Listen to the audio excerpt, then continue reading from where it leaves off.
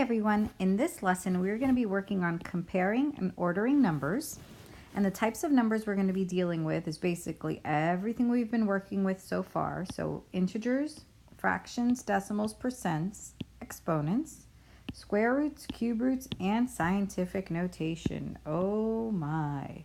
So we're going to take all the numbers, types of numbers we've learned, we're going to be given a list of numbers, and we're going to be comparing them and putting them in order. So some helpful hints to start. Always simplify when possible. Make sure that all your numbers are super simplified when you're trying to compare and put them in order. You want to make sure that you write fractions, percents, and non-perfect square roots or cube roots as decimals. And you want to convert any scientific notation into standard form. So this is basically the letter of the law here for how to set up your values so that you can then compare which one's bigger and smaller and order them in order from either least to greatest or greatest to least.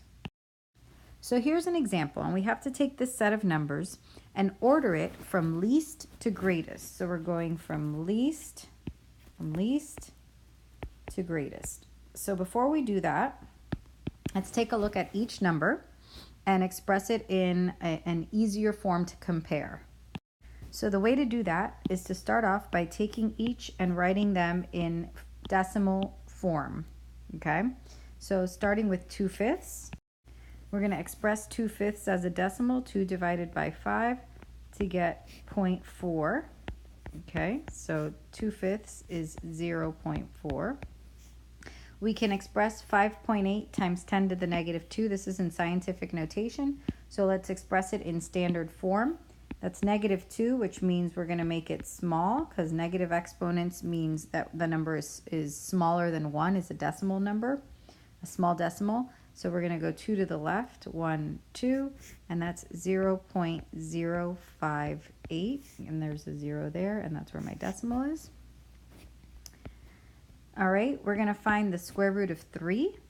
So I'm going to start off this by setting up my number line. The square root of 3 is between the square root of 1 and the square root of 4. So we got to remember how to do this. From 1 to 4, that's 3 steps. And from 1 to 3, that's 2 steps. We know this is going to be a 1 point something. And the reason is because it is between the square root of 1 and the square root of 4, which means it is between 1 and 2. It never passes 2, so it's a 1 point something, and we're going to figure out what that 1 point something is. So the fraction is 2/3. I already know that 2/3 is 0.666 repeating. So the square root of 3 is approximately 1.6 repeating. If we round that off, that's going to be 1.7. because it's 1.66666, which will round off to 1.7. So we remember how to do this from last week. 6% as a decimal is 0.06. 4 over 9, any numerator over 9 is a repeater, so that's 0.4 repeating. And 2 to the negative first power is 1 over 2, which is the same as 0.5 because it's 1/2. So we are going to, now that we have written everything in decimal form, we've got 2/5 in decimal form, 5.8 times 10 to the negative 2 in decimal form, square root of 3 in decimal form, 6% in decimal form, 4/9 in decimal form, and 2 to the negative 1, which is 1/2, which is 0.5 in decimal form. Now we can organize it from least to greatest. So here it is, organized from least to greatest. 0.058 and 0.06 would be our smallest ones, with this one being the smallest because 5 is smaller than 6. So there's 0.058, there's 0.06. Then looking around, if you're stuck between 0.4 and 0.4 repeating, well, compare. One is 0.4 and the other one is 0.44444 forever. So this one is smaller. So 0.4 is smaller, followed by 0.4 repeating, then 0.5, and then 1.7.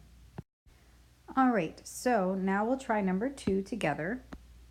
And we're still going from least to greatest. Greatest to least would be exactly the same thing, except you'd be organizing the numbers in the other direction. So let's do number 2. We're going to change everybody into decimals. So 125% is 1.25. Remember to change a percentage into a decimal. The percentage has a decimal point in the back, and we're going to loop 2 places to the left to put it back into decimal form.